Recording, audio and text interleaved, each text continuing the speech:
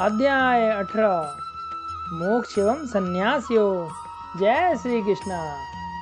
आज हम श्रीमद् भगवद गीता के 18वें अध्याय का अध्ययन करने जा रहे हैं। अर्जुन ने कहा, हे महाबाहु, मैं त्याग का उद्देश्य जानने का इच्छुक हूँ।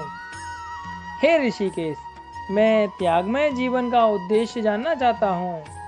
भगवान ने कहा, भौतिक इच्छा पर आधारित कर्मों के परित्याग को विद्वान लोग संन्यास कहते हैं और समस्त कर्मों के फल त्याग को बुद्धिमान लोग त्याग कहते हैं। कुछ विद्वान घोषित करते हैं कि समस्त प्रकार के सकाम कर्मों को दोषपूर्ण समझकर त्याग देना चाहिए, किंतु अन्य विद्वान मानते हैं कि यज्ञ, दान तथा तपस्या के कर्मों को कभी नहीं त्यागना चाहिए। हे भरत श्रेष्ठ, आज त्याग के विषय में मेरा निर्णय सुनो। शास्त्रों में त्याग 3 तरह का बताया जाता है। यज्ञ, दान तथा तपस्या के कर्मों का कभी परित्याग नहीं करना चाहिए, उन्हें अवश्य संपन्न करना चाहिए। निसंदेह यज्ञ, दान तथा तपस्या महात्माओं को भी शुद्ध करते हैं। इन सारे कार्यों को किसी प्रकार की आसक्ति या फल की आशा के बिना संपन्न करना चाहिए। हे प्रथापुत्र, इन्हें कर्तव्य मानकर संपन्न किया जाना चाहिए। यही मेरा अंतिम मत है। निर्दिष्ट कर्तव्यों को कभी नहीं त्यागना चाहिए। यदि कोई मोहवश अपने नियत कर्मों का परित्याग कर देता है तो ऐसे त्याग को तामसी कहा जाता है। जो व्यक्ति नियत कर्मों को कष्टप्रद समझकर या शारीरिक क्लेशों के भय से त्याग देता है, उसके लिए कहा जाता है कि उसने यह त्याग रजोगुण में किया है। ऐसा करने से कभी त्याग का उच्च फल प्राप्त नहीं होता। हे अर्जुन, मनुष्य नियत कर्तव्य को करणीय मानकर करता है और समस्त भौतिक संगति तथा फल की आसक्ति को त्याग देता है तो उसका त्याग सात्विक कहलाता है। निसंदेह किसी भी देहधारी प्राणी के लिए समस्त कर्मों का परित्याग कर पाना असंभव है, लेकिन जो कर्म फल का परित्याग करता है वह वास्तव में त्यागी कहलाता है। जो त्यागी नहीं है उनके लिए इच्छित, अनिच्छित तथा मिश्रित ये 3 प्रकार के कर्म फल मृत्यु के बाद मिलते हैं, लेकिन जो सन्यासी हैं उन्हें ऐसे फल का सुख दुख नहीं भोगना पड़ता। हे महाबाहु अर्जुन, वेदांत के अनुसार समस्त कर्म की पूर्ति के लिए 5 कारण हैं। कर्म का स्थान, शरीर, कर्ता, विभिन्न इंद्रियां, अनेक प्रकार की चेष्टाएं तथा परमात्मा, ये 5 कर्म के कारण हैं। मनुष्य अपने शरीर, मन या वाणी से जो भी उचित या अनुचित कर्म करता है वह इन 5 कारणों के फलस्वरूप होता है। अतएव जो इन 5 कारणों को ना मानकर अपने आप को ही एकमात्र कर्ता मानता है वह निश्चय ही बहुत बुद्धिमान नहीं होता और वस्तुओं को सही रूप में नहीं देख सकता। जो मिथ्या अहंकार से प्रेरित नहीं है, जिसकी बुद्धि बंधी नहीं है, वह इस संसार में मनुष्यों को मारता हुआ भी नहीं मारता, ना ही वह अपने कर्मों से बंधा होता है। ज्ञान, ज्ञेय तथा अज्ञाता ये तीनों कर्म को प्रेरणा देने वाले कारण हैं। इंद्रियां, कर्म तथा कर्ता ये 3 कर्म के संगठक हैं। प्रकृति के 3 गुणों के अनुसार ही ज्ञान, कर्म तथा कर्ता के 3 भेद हैं। जिस ज्ञान से अनंत रूपों में विभक्त सारे जीवों में एक ही अभिव्यक्त आध्यात्मिक प्रकृति देखी जाती है, उसे ही तुम सात्विक जानो। जिस ज्ञान से कोई मनुष्य विभिन्न शरीरों में विभिन्न प्रकार का जीव देखता है, उसे तुम राजसी जानो। और वह ज्ञान जिससे मनुष्य किसी एक प्रकार के कार्य को जो अति तुच्छ है सब कुछ मानकर सत्य को जाने बिना उसमें लिप्त रहता है, तामसी कहा जाता है। जो कर्म नियमित है और जो आसक्ति, राग या द्वेष से रहित कर्म फल की चाह के बिना किए जाता है वह सात्विक कहलाता है। लेकिन जो कार्य अपनी इच्छा पूर्ति के निमित्त प्रयास पूर्वक एवं मिथ्या अहंकार के भाव से किया जाता है वह रजोगुणी कहा जाता है। जो कर्म मोहवश शास्त्रीय आदेशों की अवहेलना करके तथा भावी बंधन की परवाह किए बगैर या हिंसा अथवा अन्यों को दुख पहुंचाने के लिए किया जाता है वह तामसी कहलाता है। जो व्यक्ति भौतिक गुणों के संसर्ग के बिना अहंकार रहित संकल्प तथा उत्साह पूर्वक अपना कर्म करता है और सफलता और असफलता में अविचलित रहता है वह सात्विक कर्ता कहलाता है। जो कर्ता कर्म तथा कर्मफल के प्रति आसक्त होकर फलों का भोग करना चाहते हैं तथा जो लोभी सदैव ईर्ष्यालु अपवित्र और सुख दुख से विचलित होने वाला है वह राजसी कहलाता है।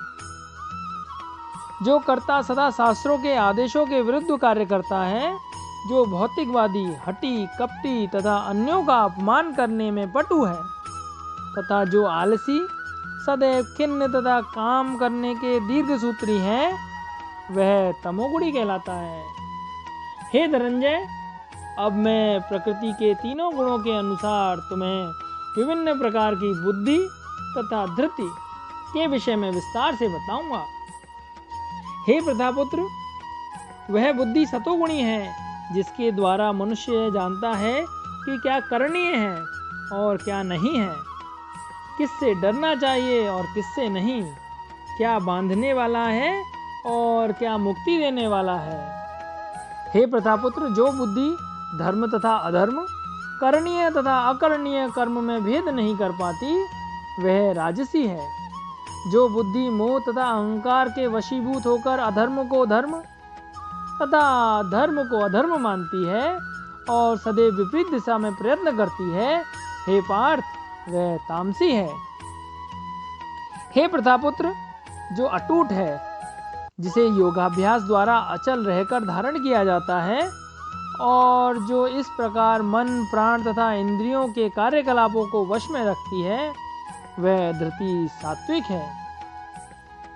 लेकिन हे अर्जुन, जिस धृति से मनुष्य धर्म अर्थ तथा काम के फलों में लिप्त बना रहता है वह राजसी है। हे पार्थ, जो धृति स्वप्न भय शोक विषाद तथा मोह के परे नहीं जाती ऐसी दुर्बुद्धि धृति तामसी है। हे भरतश्रेष्ठ, अब मुझसे 3 प्रकार के सुखों के विषय में सुनो जिनके द्वारा वृद्ध जीव भोग करता है और जिसके द्वारा कभी कभी दुखों का अंत हो जाता है। जो प्रारंभ में विष जैसा लगता है लेकिन अंत में अमृत के समान है और जो मनुष्य में आत्म साक्षात्कार जगाता है वह सात्विक सुख कहलाता है। जो सुख इंद्रियों द्वारा उसके विषयों के संसर्ग से प्राप्त होता है और जो प्रारंभ में अमृत तुल्य तथा अंत में विष तुल्य लगता है वह रजोगुणी कहलाता है। तथा जो सुख आत्म साक्षात्कार के प्रति अंधा है, जो प्रारंभ से लेकर अंत तक मोह कारक है और जो निद्रा आलस्य तथा मोह से उत्पन्न होता है वह तामसी कहलाता है। इस लोक में स्वर्गलोक में या देवताओं के मध्य में कोई भी ऐसा व्यक्ति विद्यमान नहीं जो प्रकृति के 3 गुणों से मुक्त हो। हे परंतप, ब्राह्मणों क्षत्रियों वैश्यों शूद्रों की प्रकृति के गुणों के अनुसार उनके स्वभाव द्वारा उत्पन्न गुणों के द्वारा भेद किया जाता है। शांति प्रियता, आत्म संयम, तपस्या, पवित्रता, सहिष्णुता, सत्यनिष्ठा, ज्ञान, विज्ञान तथा धार्मिकता ये सारे स्वाभाविक गुण हैं जिनके द्वारा ब्राह्मण कर्म करते हैं। वीरता, शक्ति, संकल्प, दक्षता, युद्ध में धैर्य, उदारता तथा नेतृत्व ये क्षत्रिय के स्वाभाविक गुण हैं। कृषि करना, गौरक्षा तथा व्यापार वैश्यों के स्वाभाविक कर्म हैं और शूद्रों का कर्म श्रम करना है। अपने अपने कर्म के गुणों का पालन करते हुए प्रत्येक व्यक्ति सिद्ध हो सकता है। अब तुम मुझसे सुनो कि यह किस प्रकार किया जाता है। जो सभी प्राणियों का उद्गम है और सर्वव्यापी है, उस भगवान की उपासना करके मनुष्य अपना कर्म करते हुए पूर्णता प्राप्त कर सकता है। अपने वृत्तिपरक कार्य को करना, चाहे वह कितना ही त्रुटिपूर्ण ढंग से क्यों ना किया जाए, अन्य किसी के कार्य को स्वीकार करने और अच्छी प्रकार से करने की अपेक्षा अधिक श्रेष्ठ है। अपने स्वभाव के अनुसार निर्दिष्ट कर्म कभी भी पाप से प्रभावित नहीं होते। प्रत्येक उद्योग प्रयास किसी न किसी द्वेष से आवृत होता है। जिस प्रकार अग्नि धुएं से आवृत रहती है, अतएव हे कुंती पुत्र, मनुष्य को चाहिए कि स्वभाव से उत्पन्न कर्म को भले ही वह दोषपूर्ण क्यों ना हो, कभी त्यागे नहीं। जो आत्मसंयमी तथा अनासक्त है एवं जो समस्त भौतिक भोगों के परवाह नहीं करता, वह संन्यास के अभ्यास द्वारा कर्म फल से मुक्ति की सर्वोच्च सिद्धि अवस्था प्राप्त कर सकता है। हे कुंती पुत्र, जिस तरह इस सिद्धि को प्राप्त किया हुआ व्यक्ति परम सिद्धावस्था अर्थात ब्रह्म को, जो सर्वोच्च ज्ञान की अवस्था है, प्राप्त करता है, उसका मैं संक्षेप में तुमसे वर्णन करूंगा और तुम उसको जानो। अपनी बुद्धि से शुद्ध होकर एवं धैर्यपूर्वक मन को वश में करते हुए इंद्र तृप्ति के विषयों का त्याग कर राग तथा द्वेष से मुक्त होकर जो व्यक्ति एकांत स्थान में वास करता है, जो थोड़ा खाता है, जो अपने शरीर मन तथा वाणी को वश में रखता है, जो सदैव समाधि में रहता है तथा पूर्णतः विरक्त, मिथ्या अहंकार, मिथ्या शक्ति, मिथ्या गर्व, काम, क्रोध तथा भौतिक वस्तुओं के संग्रह से मुक्त है, जो मिथ्या स्वामित्व की भावना से रहित तथा शांत है, वे निश्चय ही आत्म साक्षात्कार के पद को प्राप्त होता है। इस प्रकार जो दिव्य पद पर स्थित है, वह तुरंत पर ब्रह्म का अनुभव करता है और पूर्णतः प्रसन्न हो जाता है। वह ना तो कभी शोक करता है, ना किसी वस्तु की कामना करता है। वह प्रत्येक जीव पर संभाव रखता है। उस अवस्था में वह मेरी शुद्ध शक्ति को प्राप्त करता है। केवल भक्ति से मुझ भगवान को यथारूप में जाना जा सकता है। जब मनुष्य ऐसी भक्ति से मेरे पूर्ण भावनामृत में होता है, तो वह वैकुंठ जगत में प्रवेश कर सकता है। मेरा शुद्ध भक्त मेरे संरक्षण में समस्त प्रकार के कार्यों में संलग्न रहकर भी अपनी कृपा से नित्य तथा अविनाशी धाम को प्राप्त होते हैं। सारे कार्यों के लिए मुझ पर निर्भर रहो और मेरे संरक्षण में सदा कर्म करो। ऐसी भक्ति में मेरे प्रति पूर्णतः सचेत रहो। यदि तुम मुझसे भावना भावित होंगे, तो मेरी कृपा से तुम वृद्ध जीवन के सारे अवरोधों को लांघ सकोगे। लेकिन यदि तुम मिथ्या अहंकार वश ऐसी चेतना में कर्म नहीं करोगे और मेरी बात नहीं सुनोगे, तो तुम विनष्ट हो जाओगे। यदि तुम मेरे निर्देशानुसार कर्म नहीं करते और युद्ध में आवृत नहीं होते हो, तो तुम कुमार्ग पर जाओगे। तुम्हें अपने स्वभाववश युद्ध में लगना होगा। इस समय तुम मोहवश मेरे निर्देशानुसार कर्म करने से मना कर रहे हो, लेकिन हे कुंती पुत्र, तुम अपने ही स्वभाव से उत्पन्न कर्म द्वारा बाध्य होकर वही सब करोगे। हे अर्जुन, परमेश्वर प्रत्येक जीव के हृदय में स्थित है और भौतिक शक्ति से निर्मित यंत्र में सवार की भांति बैठे समस्त जीवों को अपनी माया से घुमा रहे हैं। हे भारत, सब प्रकार से उसी की शरण में जाओ। उसकी कृपा से तुम परम शांति को तथा परम नित्य धाम को प्राप्त करोगे। इस प्रकार मैंने तुम्हें जो ज्ञान बताया है, इस पर पूरी तरह से मनन करो और तब जो चाहो सो करो, क्योंकि तुम मेरे अत्यंत प्रिय मित्र हो। अतएव मैं तुम्हें अपना परम आदेश, जो सर्वाधिक ब्रह्म ज्ञान है, वह बता रहा हूँ। इसे अपने हित के लिए सुनो। सदैव मेरा चिंतन करो, मेरे भक्त बनो, मेरी पूजा करो, मुझे नमस्कार करो। इस प्रकार तुम निश्चित रूप से मेरे पास आओगे। मैं तुम्हें वचन देता हूँ, क्योंकि तुम मेरे परम प्रिय मित्र हो। समस्त प्रकार के धर्मों का परित्याग करो और मेरी शरण में आओ। मैं समस्त पापों से तुम्हारा उद्धार कर दूंगा। डरो मत।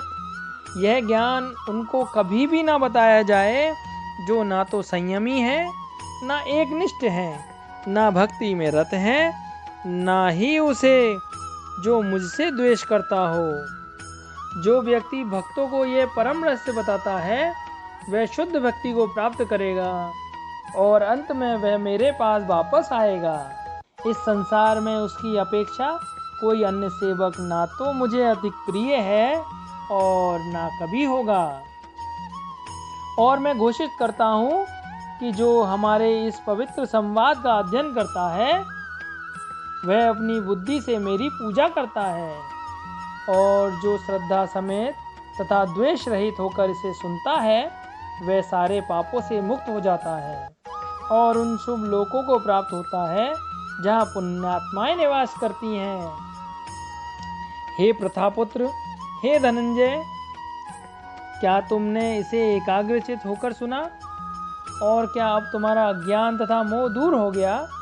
अर्जुन ने कहा, हे कृष्ण, हे अच्युत, अब मेरा मोह दूर हो गया है। आपके अनुग्रह से मेरी स्मरण शक्ति वापस मिल गई। अब मैं संशय रहित तथा दृढ़ हूँ और आपके आदेशानुसार कर्म करने के लिए उद्यत हूँ। संजय ने कहा, इस प्रकार मैंने कृष्ण तथा अर्जुन इन दोनों महापुरुषों की वार्ता सुनी और यह संदेश इतना अद्भुत है कि मेरा शरीर रोमांचित हो रहा है। व्यास की कृपा से मैंने ये बातें साक्षात योगेश्वर कृष्ण के मुख से अर्जुन के प्रति कही जाती सुनी है। हे राजन, जब मैं कृष्ण तथा अर्जुन के मध्य हुई इस आश्चर्यजनक तथा पवित्र वार्ता का बारंबार स्मरण करता हूँ तो प्रतिक्षण आह्लाद से गदगद हो उठता हूँ। हे राजन, भगवान कृष्ण के अद्भुत रूप का स्मरण करते ही मैं अधिकाधिक आश्चर्यचकित होता हूँ और पुनः पुनः हर्षित होता हूँ। जहाँ योगेश्वर कृष्ण हैं और जहाँ परम धनुर्धर अर्जुन हैं, वहीं ऐश्वर्य, विजय, अलौकिक शक्ति तथा नीति भी निश्चित रूप से ही रहती है, ऐसा मेरा मत है। इस प्रकार श्रीमद् भगवद गीता के 18वें अध्याय संन्यास की सिद्धि का भक्ति वेदांत तात्पर्य पूर्ण हुआ। जय श्री कृष्णा।